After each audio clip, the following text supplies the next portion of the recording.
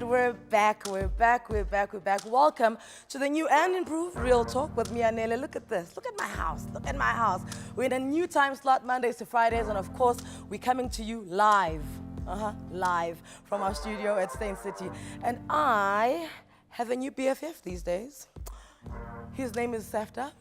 Him and I go everywhere together. This is for the best talk show in South Africa. And you know what? This is all your work. Thank you so much for interacting with us every single day here on SABC3, where the stage is yours. And we promise to keep it up on our side if you keep it up on your side. From the bottom of my heart, ndiyabulela. Now, onto something that makes the Safta fade into oblivion is the book that has had me making excuses about missing dinner dates, putting a cough on, sorry, I can't come out, and then even putting my phone on silent because it has enthralled me. I have not been moved by a book this good in the last 5 years, and the subject is here. The book is called Being Chrisani's Daughter. She is Lindiwe Hani, and we are honored to have you here. Thank you for having me, Anele. Listen, now, your entire life, you say you loathe the fact that people would say Chrisani's daughter when they introduce you. Yes. So when you call your book Being Chrisani's Daughter, I think that's you saying, you know what, it's fine. Is that it? I've come to terms with it. Well, it's about acceptance because there's nothing more than I can be. I'm Chris Hani's daughter. That will never change. So maybe it's about ownership. Ownership. You know, taking it on and just living it my best life after that. So I know Reedy read the book before anybody else so that you could give it a bit of a review. She's on the back of the cover. And it says, Being Chrisani's Daughter is a poignant account of all the indelible mark and gaping wounds this gallant freedom fighter's loss inflicted on those he loved most, his family. But it's also a story of triumph and picking up the pieces after life's seismic chapters. I want to know, besides Reedy, who else did you give this book to read? Before, well, it was Melinda, then of course it was the publishers, but I only gave it to my family as it is. Really? I gave it to my family, I think, 2.5 weeks ago. That was the first time they saw it. And have you had any feedback? What are people saying to you? Are you scared to hear what they have to say? I'm very scared. Because I was saying to people and everyone says, oh, we can't wait to read your book. There's something inside of me that almost says, please don't. You know? But my publishers would kill me if they knew that. But my sister has been doing the journey with me. Like, as I've been writing it, I tell her snippets. And she's extremely proud. And Mama is very proud as well, you know? Yeah.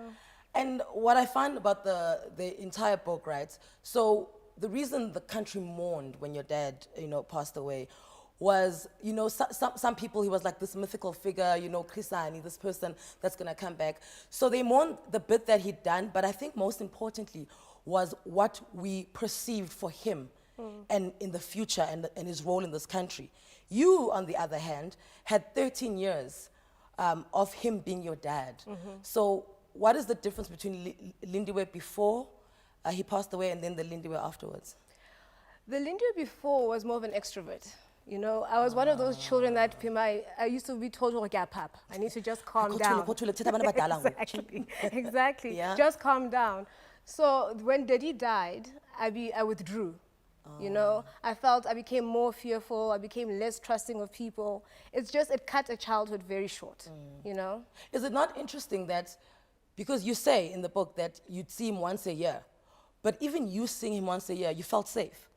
I did, but even never mind that once a year. We spoke to Daddy a lot, you know, and the kind of conversations we'd have would be about school. Like I would be on the phone with Daddy, never mind what he's going through, telling him some kid is irritating me. And, he'd have to talk me down through that. Or Mama did this, just he's simple. In Zambia, in a camp. Well, maybe in Zambia, we don't know.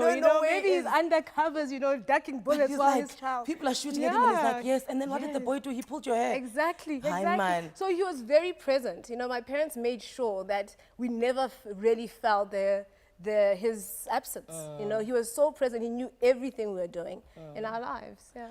And you guys moved to Maseru, and you say that was one of the best decisions your parents had ever made for you. I was born there. We were, my mama is Mosotho. Yes. So we were born, all of us were born there. Okay. But instead of, when Daddy now finally moved away from Lesotho to go to Zambia, they made a decision to keep us there in terms of stability. And Mama's family was there and we can go to school there. Best decision. Why? Because we had a community. You know, I had the best childhood. Similar to your childhood, I'm sure, Mthat. Yes. That kind Everybody of knows everyone each knows each other. other. You're always in each other's houses. Yeah. It's a sense of camaraderie. You know, it Yeah. was just an amazing, amazing childhood. As opposed to if we were with him in exile, You'd have to move we'd around. have to move around. And and once again, when you're aware that people are checking for bombs and You know. and there's soldiers around, I think that can disturb a childhood. It can, and also don't forget we'd be far away from even Mama's family, and Mama would be alone, and I'm sure her husband would be everywhere still. So it would be even lonelier for her, and I think it would have impacted us even more negatively. So I mean, you're in a bubble then in Maseru, right? Completely. Complete bubble. But Yeah. then one night the bubble pops. The Lesotho raids. Yes, but the thing is, I was still quite young, but so the bubble really didn't still pop for me. So everything for you was still hunky dory. Everything, it was an adventure base, you know. This is excitement, this is adventure, because that's how they brought it across to me. Yeah. So even being left in Zambia with Auntie Margaret was still an adventure, you know. So yeah. And then you move to Zambia and Auntie Margaret is there because it's out of the it's a little bit further away from South Africa. Do you then see your dad, Ukrisani, a little bit more? Yes. And I know you guys were flying overseas by then. Was that all glam for you? It was very, very glam. It was very glam. But the thing is, what Mama also said was that Auntie Margaret actually told my dad not to come so often to see us because every time he left, we'd start back from the beginning. We'd be traumatized and crying and wanting our mom and dad. So then after that, after the year in Zambia, we moved back to Lesotho. Oh, wow. Yes. Okay. And then from Lesotho, then we take the family holidays to Abu Germany, Russia, and all. It was amazing, Anele. When did your sister Crazy, because I mean, in the beginning of the book, it's like she's the thorn in your side. Yes. You know, she's the thorn in your side, and there's almost like a bit of a sibling rivalry. Then out of nowhere, she is your greatest ally, she is your best friend, she's your person to go to besides Momo, your older sister.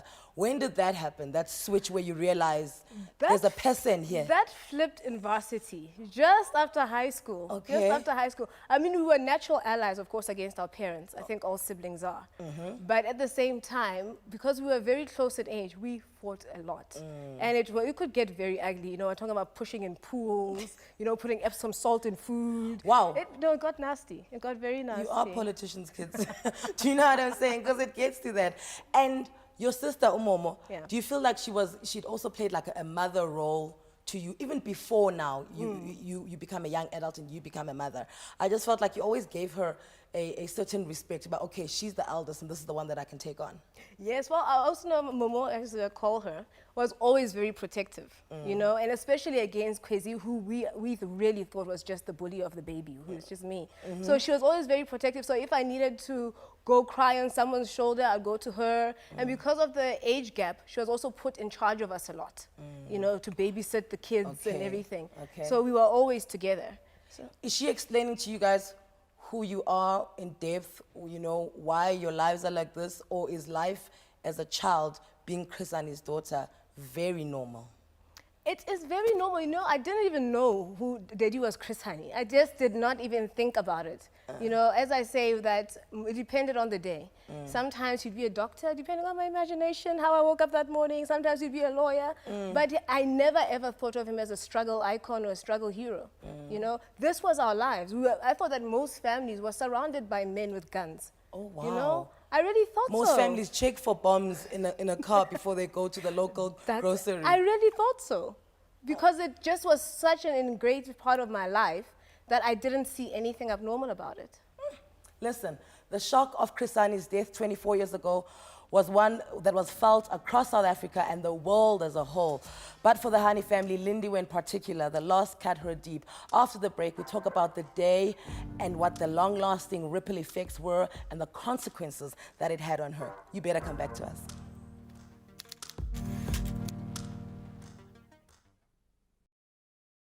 And welcome back to Real Talk with me, Anele, and a big hello to everybody who's keeping the conversation going on Twitter as well, at Real Talk on 3. My guest today is author of Being Chris Hani's Daughter. I'm of course talking about the daughter, Lindiwe Hani.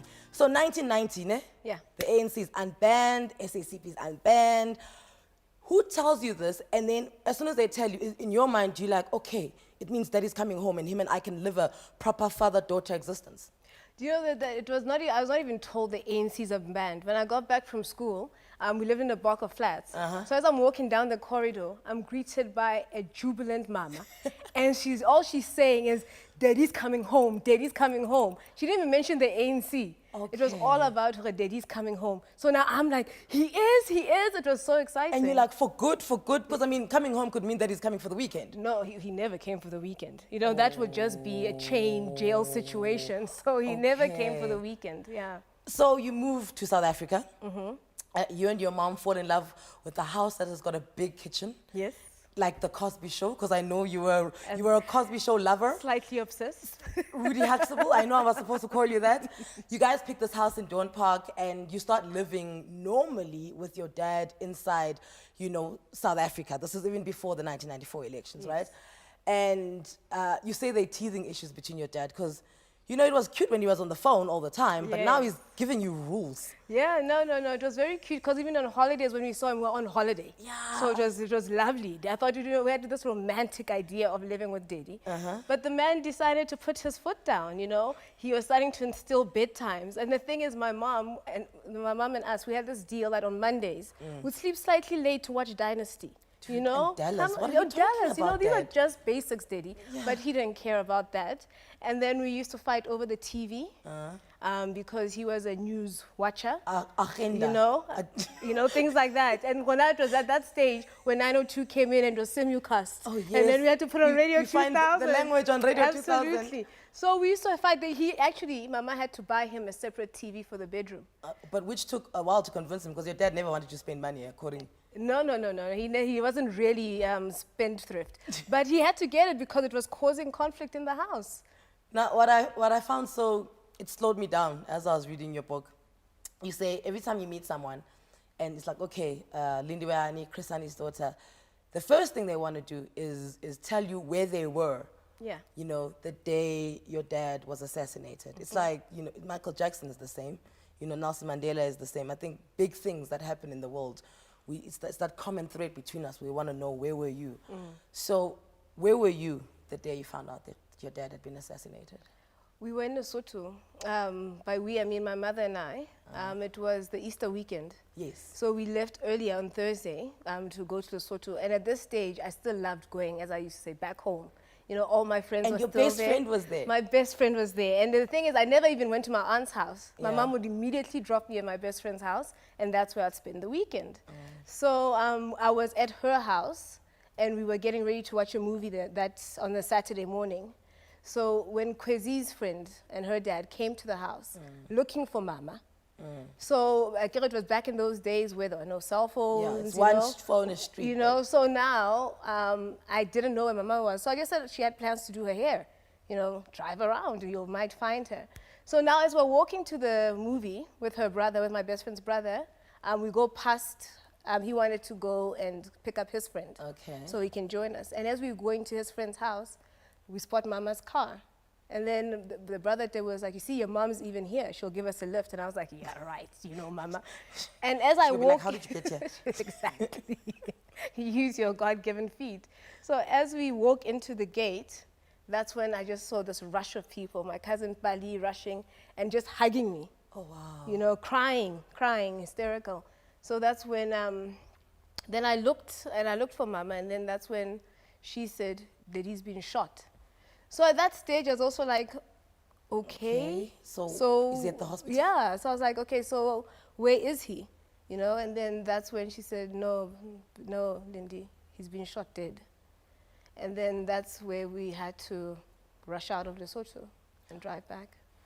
On the drive back from Maseru, you said it was very quiet in the car. Did you and your mom ever break the silence to say something to each other?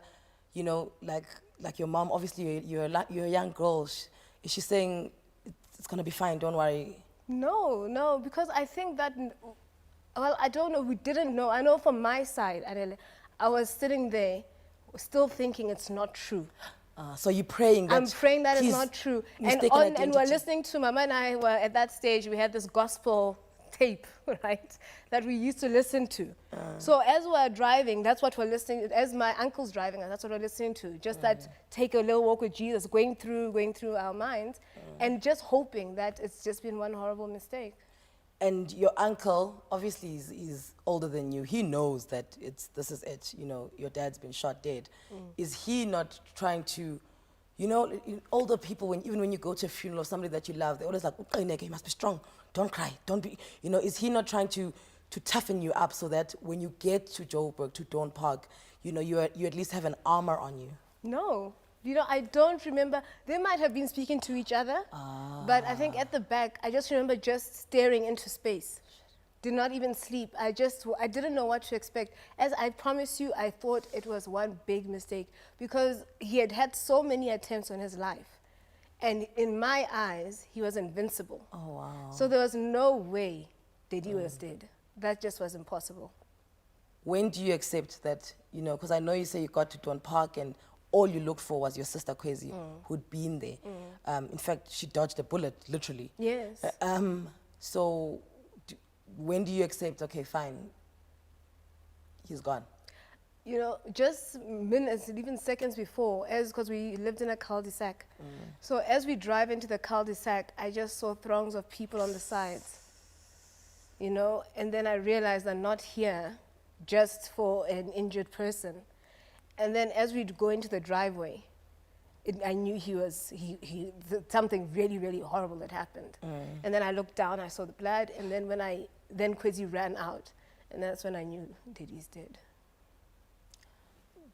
Do you feel like, because I remember when you said you were driving out to go to Maseru, you were sitting in the back seat and you turned around and the last image you saw was of him, obviously probably in one of his tracksuits because your dad was always rolling in tracksuits. And you said that's the last image you saw. So when you accept that daddy is dead, do you have like, oh my word, I wish I could have said this to him, or I had one last thing to ask him? Even today when you just with yourself, is there one more thing you would have wanted to say to your father? I wish I hadn't gone to Lesotho. I wish, there's so many things. Like I wish I was there so that Kwezi had someone as well. And I wish I hadn't gone. I always think that maybe if there were more people in the house, he wouldn't have been killed that day at least. But no, like we were very expressive, so I don't wish I had said anything. I think he knew, but I do love that the last image I had was him by the garage doing this, That's what I always see. Speaking of being expressive, the way you write about the day of the funeral in the book was actually the first time I cried. And you guys drove in, fancy limo, you guys drove into the stadium and there were hundreds and thousands of people.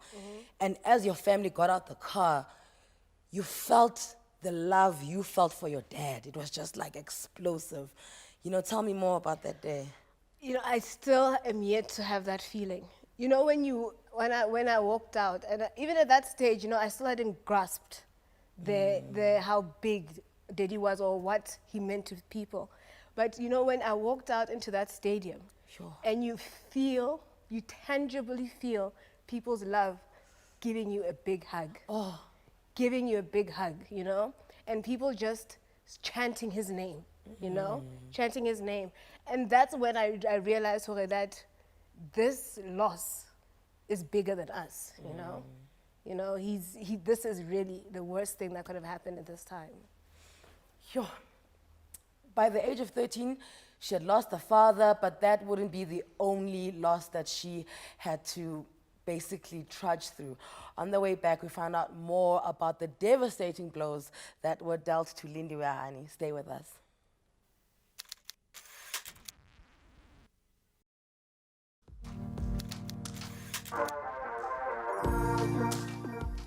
And welcome back to Real Talk on SABC3, where the stage is yours. My guest today, daughter of Chris Hani, Lindiwe Hani, has just been reflecting on her father's death and the downward spiral into the world of addiction. This book tackles death, the fight for life, addiction, and politics. Now, the politics we'll get to later.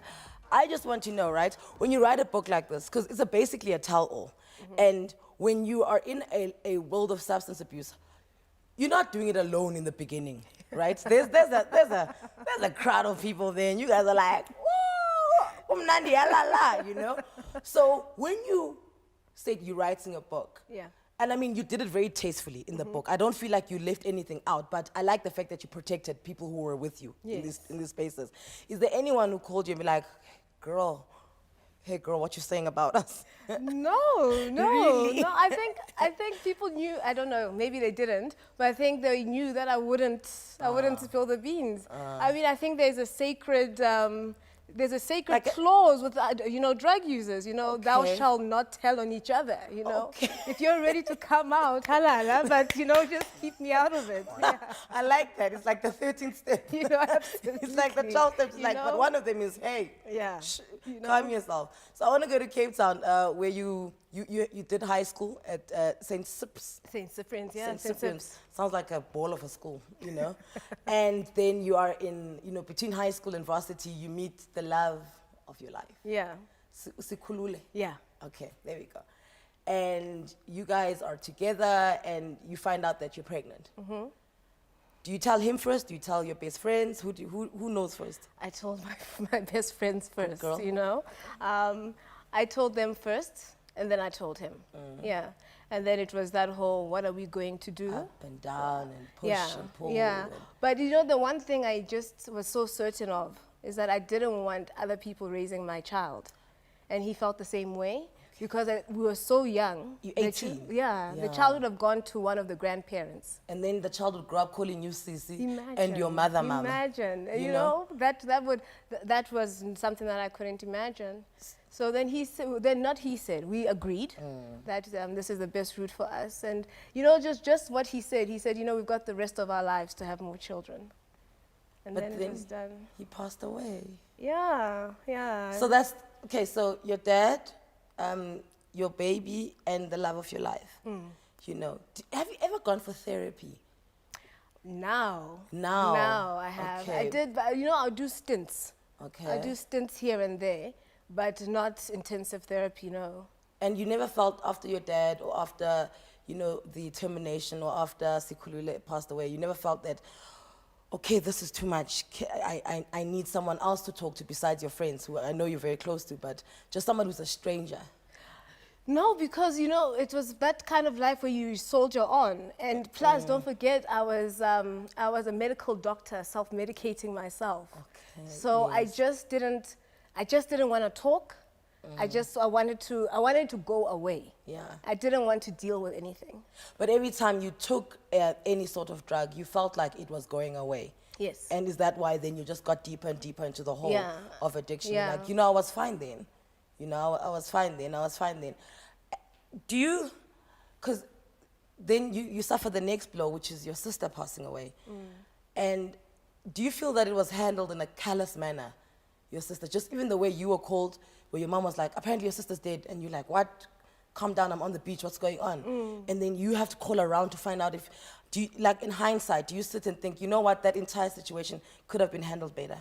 I think it could, I don't understand how anyone, the reporter phoning Mama to say, your child is dead.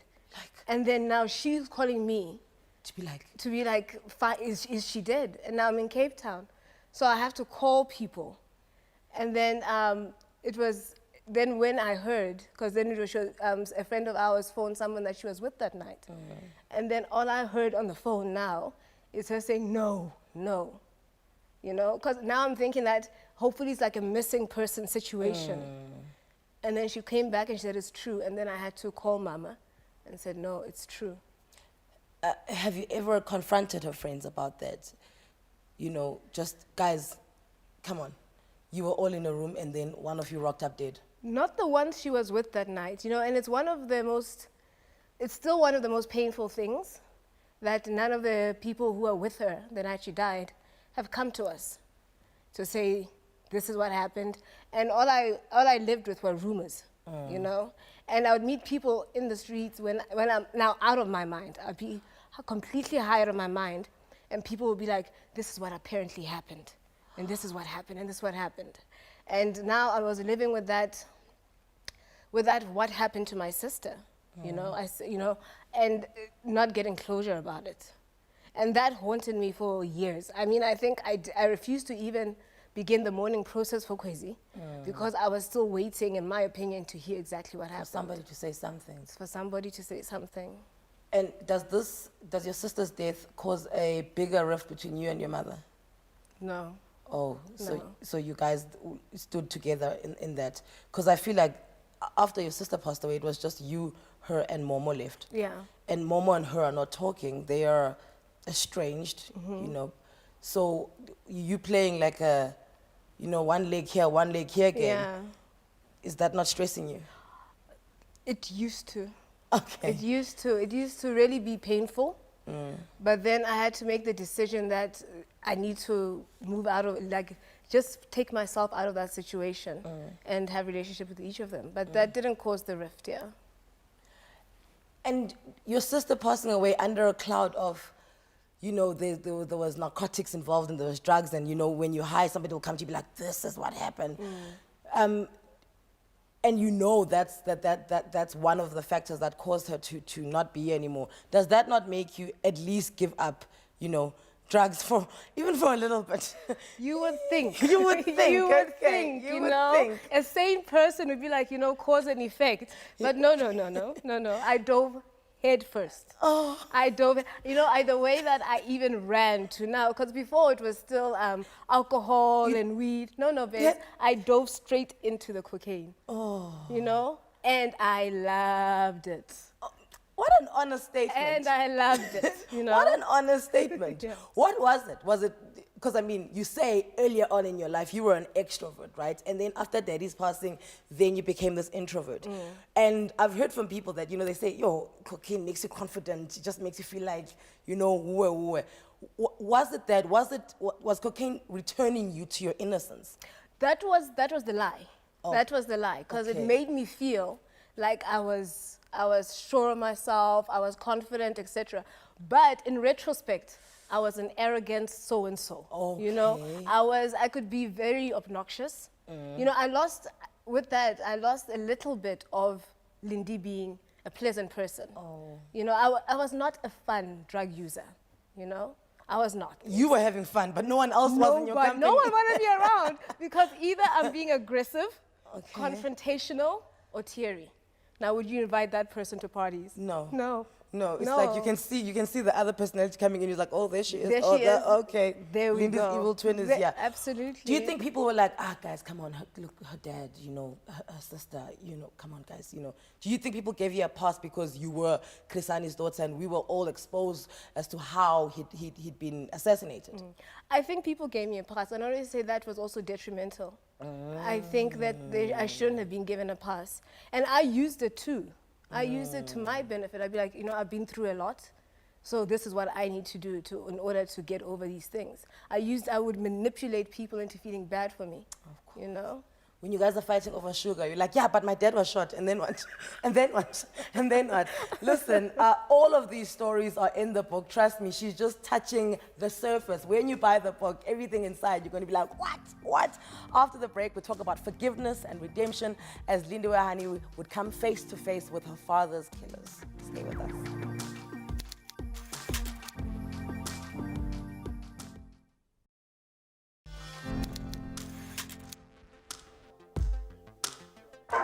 And we're back. She has co-written a memoir with journalist Melinda Ferguson, simply titled Being Krisani's Daughter, and she is here.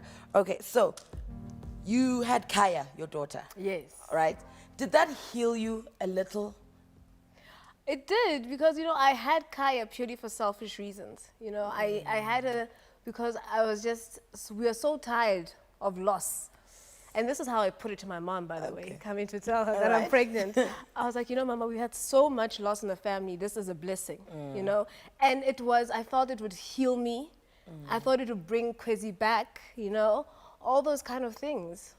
And your mom didn't, you know, fly with it. But as soon as Kaya came around, as most grandparents, you know, then the child is theirs, and they're like, okay, I'm still angry with you, but oh my, do you know what I'm saying? No, there's even before. Oh. When I was pregnant, Mama started coming with maternity clothes. That's when I knew I had her. So by the time Kaya was born, oh no, it was love. And you say in many ways, Kaya reminds you of Kwezi. Yeah. like a reincarnation of who she was. What are the similarities between the two ladies?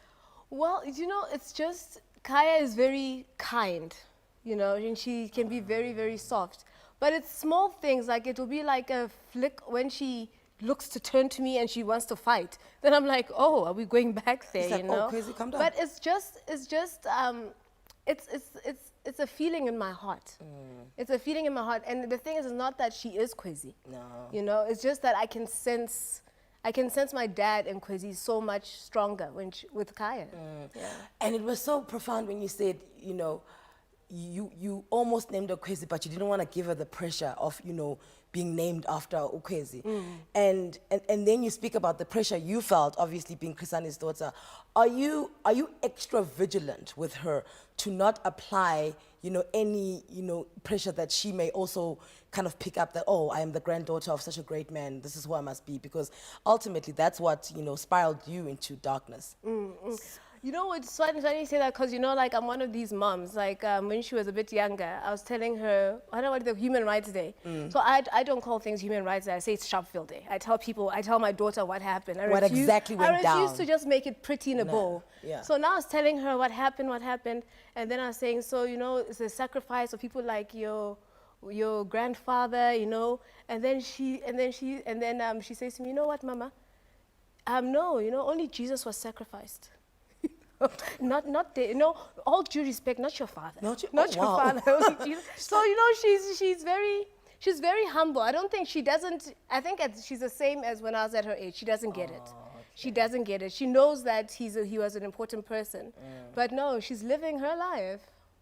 And you stopped using substances and narcotics whilst you're pregnant with her and for a few months after her. When did you go back? And the thing is, when you go back in arrears. You make up for all the months that you were gone. When did you go back to using? I went for a lunch, you know, and I had some wine. And then it started gradually like that. And then I moved out of home because initially we were staying with Mama. But, you know, if you stay with your mom and you have a child, there can only be one parent. Yeah. So I will never forget because I thought my mom would be devastated. So I said to her, you know, Mama, I think Kai and I should move out. She goes, oh, how should I help you? So she was also like, time to go. But so it started gradually, and then it would be like weekends and stuff like that. And then it started. Yeah. So there's a point where you say you thank, like when you were, I don't want to jump ahead. Let me come back. So you spiral out of hand. You have a minor car accident outside her school. And you are erratic, and all of this can be found in the book. What makes you say, wow, Lindiwe, you need help? It's time for rehab now, because, you know, you'd gone for a week before and come out and gone back to who you were. You know, the major one now, when you went to Haunton House and checked in under your name because you wanted to own your addiction. Yeah. What was the moment that made you do that? It's very weird because it was a weekend. Yeah. On a Friday night, because at this stage I was just having parties for one, because don't forget I had no friends. So so I'd had a night on Friday, and then I had to take Kaya to her extra singing lesson. Then I come back and she was spending the weekend with Mama. So I take her to Mama, but then I still want to sing. So I phoned my dealer, and then I chilled with him the whole day. Your last friend? Your dealer? My only friend. You probably didn't know his real name. His name was like of course Snowy I didn't. Or Cash. No, it was Come Now. You know? Or Spiky or On the Way. You know? So I spent the day with him, and then suddenly I'm sitting there, I said to him, you know, I think I need to go to rehab. And I think what he said, no, you're fine. There are people who are worse than you. I thought, this is highly suspect. So I went home, high as a kite, phoned my sister, phoned Momo, and I said, I need help. I want to go to rehab. And it was just that thing, that I was going to either go to rehab or die in 3 months. Because those were the only issues. Those were the only two options. And then I just had this video playing of Kaya that I'm going to die, right? And she'll be this, well, she was 10 at the time. And then I'm going to die, and then she'll think that her mother, she wasn't enough to keep her mother clean. And I saw her picking up drugs. I saw her picking up drugs, and I was just like, it's time to break this cycle. You know? And you know what? And I also believe that I deserved happiness. Yeah. You know, I really wanted happiness. I had seen people being happy. You're like, you know, I was like, what is it? And I wanted to be happy. Had you ever done drugs in front of your child? I mean, I'm sure you'd been high around her, but has she ever seen you physically, you know, snort a line or roll a joint and smoke that? No. Okay. But it should be in the area. Okay. Should be in the house. I'll go to the bathroom. Oh. Yeah, so it was in the vicinity, but never in front of her like this. And you trusted yourself enough when you hide to know that, you know, you wouldn't do anything to harm her or like to... Do you know yourself that well? That when I'm high, I'm not like this, at least. So I'll take care of her, even if I'm high. No, because I was having blackouts now. Like blackouts when I wake up in the morning and I have no clue what had happened the night before. I mean, dangerous situations like leaving gas on. So anything could have happened. So no, I didn't trust myself. But the thing is, the pull of the drugs was still at that stage stronger. Magnetic, eh? Than wanting to be a great mother. Why were you adamant that your child would not live with your mother while you were in rehab? Because I wanted my daughter, I've got 2 nephews and a niece. And I wanted her to be in a family environment. Okay. Because I realized I'd be gone and I just wanted to guarantee that she would at least laugh every day, you know? And I just felt that if she was just with my mom, it would be too much pressure, you know? And then maybe that my mom would be feeling upset and things would be said. And I just wanted her to be with the other kids. All right. And your sister then said, you know, she can definitely come and stay with us. You told your daughter that you're going into rehab. What did you say? I'm sick, I need to go for help. Yes, I said to her I have a problem because at that stage I thought she was still too young for the drug issue. So I told her that I have a problem with alcohol. And I said to her, which you have seen, you know, and mommy needs to go get help. Then you get help. And you come out. I don't want to say anything else because I think reading the book is so amazing for them to read your journey inside rehab. It was so beautiful to read. But then you come out and you're scared to go into your house that you live in because you felt like the rooms would be a trigger for you to want to use again. Yeah. Right? Did this feeling not take you back to when you were scared to go into your house at Don Park because it would certify that your father's passed away? Yeah. I never thought about that, Anele, yeah. Because I remember even driving back from rehab, I stood for 30 minutes outside my house, not wanting to go in, you know? And then finally you go in. I had to go in. Face the demons. Face the demons. But there was nothing there, there were just rooms. But I was very, very glad to move, because I think I moved less than 3 months. Right. Yeah. So she's faced those demons. Coming up, we speak about her literally sitting down and speaking to her father's killers. Now, those are another demons on another level. You want to hear this? Stay with us.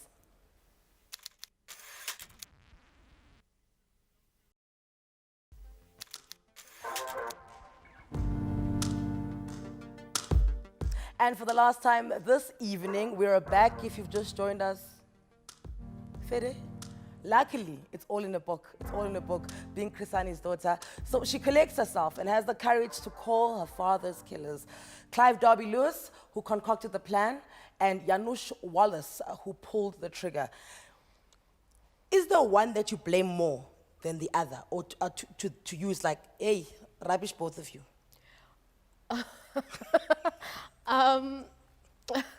I blame the trigger man because he's the one who snuffed out the life, you know. I think it was idiotic of the other one to be, you know, just, they're both not great. They're both not great, yeah. But in your meetings, right, so the one with Clive Darby Lewis is inside his house, and the one with Janusz is at Jose Mampuri prison, right? It's high max, you know. But what the feeling I got was that the house visit felt more like prison than the prison visit. Am I right in assuming that? You are right in assuming that because he was restricted. Okay. He was restricted to the house. He couldn't move. But it also just, I don't know, maybe it's because I wasn't comfortable with him. With him and with his wife. With his wife. So I just felt a bit tense. No, I had made a point that I wasn't going to eat because when we were talking about me coming, she said, and then you can come over for lunch. And I found myself getting irritated, like, what? This is not hi, guy who killed my dad. You know? Just pass the salt. Exactly. And then I was just like, I'm not going to eat, not out of fear that they'll do anything. Yeah. But I just didn't want them to get that idea that we're okay. And when he says, yeah, you know, we tried to reach out to you, but to your mother, but you know, she's still so angry. And you're like, how? What must the person be? What must she be? So I was like, well, that's a reasonable reaction, you know? And I just said, well, it's not about my mom. I want to meet you. So can we go ahead? Why was it important for you to meet with them? You know, I was just so curious. I was just so curious. You know, like initially you'd think that it's about closure, but I just wanted to talk to them. I wanted them to see what they had done, you know, that, because I'm sure in their minds it was, we killed this militant man who was going to make life hell. But I wanted them to put a face behind what they did. This is the daughter. You killed my father. So are you telling them about, you know, the stories of, you know, who he was, the one who'd call you every day and be like, did you do your homework? Did you brush your teeth? You know, how's your teddy bear? Do you know what I'm saying? Is that what you want to get across them? And do you get a chance to tell them those stories? I actually did not tell Clive anything about myself because I just felt that was privileged information. You know, I'm here for you to kind of explain yourself. So that's what it was about. Did you want to hear, I'm sorry? I did and I didn't. I wanted to hear it if it was natural. Oh, so in conversation. In conversation. If looking at you makes them think, yo, you know, I really, really messed up. Yes. Because Clive Derby was giving you a history lesson. Oh yes, he was. He was. Which was fair, enlightening. fair to him, you know. He got me. He got me. I found myself really. And this is why I was saying we're going to get to the politics later, because I feel like what I love about this book, yes, it's a memoir and it's your feelings, but there's a lot of history, facts, you know, things that even I didn't know. I was like, oh, wow. So, do you know that I have to say that's all Melinda Ferguson. Eh? Okay. Because initially she was like, you know, we need to put, and I kind of fought her at the beginning. Yeah. I was like, it's not about that. And then she was like, no, people need the backstory. Because so the timeline, the parallels between your life and what's happening in the country, and you know what the Conservative Party is thinking and what the NP is doing, that is the first time it's made sense to me. And it's actually the first time the conspiracy theory of somebody in the ANC had your father killed. It's the first time it was dissolved for me. Has it been dissolved for you? Yes, to a certain extent. To a certain extent. I don't, you know, I like to think that no one in the ANC had anything to do with it. I know there are certain people who are named, which I think is nonsense. Yeah, you true, know, yeah. I really think he had nothing to do with it. Me too, But I just think that these conspiracies take a life of their own. And sometimes, you know, I just don't know if it stopped at Clive. I just can't buy that. Yeah. You know? I agree You know with what that. I mean? Yeah, no, I Yeah. definitely agree with that. I was just like, nobody. I'm not saying you're not smart. I'm just saying that you woke up one day and thought, you know, this guy's making me mad. You know, let me take him down. Absolutely. Your mom was against both, you know, visits. After you had those visits, was she like, okay, get back team? No, no. I would have been like that. I would have been that mom who's like, you will not go there. And then after I'm like, she knows now. She All right. knows now, but no, she didn't ask me. you know, you made me, I don't know if you forgave Janusz Walsh, the man who pulled the trigger, but your book made me feel a little bit of empathy towards him. And you guys you'd sit in the prison, and how many times did you visit him? Twice? Twice. And both those times where he sat and he had lunch with you, and you guys were just speaking, and now you're shooting the breeze. You might as well have been talking about your favorite TV shows, you know? Yes. Was it important for you to like kind of lock onto to the last person who saw your father alive? That's exactly it. That's exactly, because he was the last person to see Daddy alive, and ever since he killed Daddy, there's been a pull about him. I've been not obsessed. with Oh him. yeah, No, let it me makes just say, sense, babes. I've been obsessed with Yeah. him. I'd see those eyes in my dreams, and it doesn't help that you remember he looked like that guy from Passenger 57.